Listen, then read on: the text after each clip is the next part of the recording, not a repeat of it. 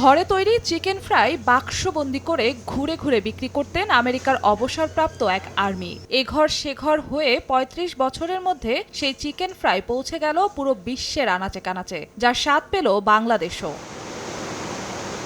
বিশ্বজুড়ে দাপটে সেই মার্কিন ফুড চেইন রেস্তোরাঁ কেএফসি, পিৎজা হাট, সৌদি বহুজাতিক ফাস্টফুড চেইন শপ হার্ভির জনপ্রিয়তা এরই মধ্যে পৌঁছে গেছে শহর ছেড়ে গ্রামে গঞ্জে দেশ জুড়ে। কেএফসি পৃথিবী জুড়েই তাদের ব্র্যান্ড স্ট্যান্ডার্ড এবং ফুড সেফটির ব্যাপারে তারা একদম আপোষহীন।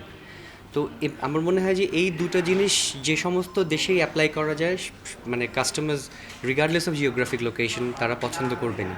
মাছে ভাতে বাঙালি এখন বেশ রপ্ত করে নিয়েছে বিদেশি খাবার, কিন্তু বাঙালির ভাত, মাছ, স্টারের কাচ্চি, কাবাব বা তেহরি ঘরের তেহরি কি আন্তর্জাতিক পর্যায়ে নিয়ে যেতে পেরেছি আমরা? স্বাদের এই বাণিজ্য সম্প্রসারণে বিশ্ব বাজারে পৌঁছানোর কথা কেন ভাবছে না বাংলাদেশ? নগদের কাছে সব গ্রাহকই প্রিয়, তাই তো সারা দেশে ক্যাশ আউট চার্জ সবচেয়ে কম। ফুড কোয়ালিটি, একটা এথিক্সের ব্যাপার আছে, হ্যাঁ, এখানে আপনার একটা লোকেশনের ব্যাপার আছে, এখানে আপনার ওভারঅল একটা ম্যানেজমেন্ট কীভাবে পরিচালনা করতেছে সব কিছুর একটা ব্যাপার আছে। দেশের বাইরে যেতে গেলে কিছু লিগেল এবং কমপ্লায়েন্স কিছু ইস্যু থাকে, তো এই বিষয়গুলো ভেরি ইম্পর্টেন্ট এবং গভর্নমেন্টের একটা পারমিশনের একটা বিষয় থাকে।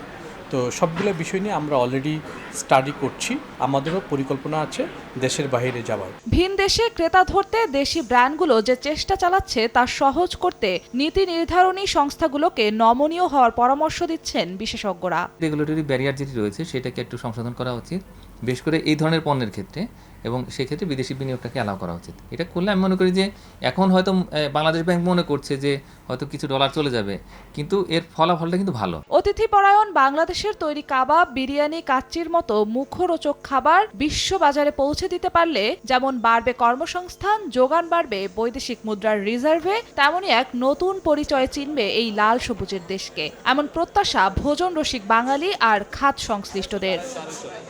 জিন্নাত আরা জশোয়া, সময় সংবাদ, ঢাকা।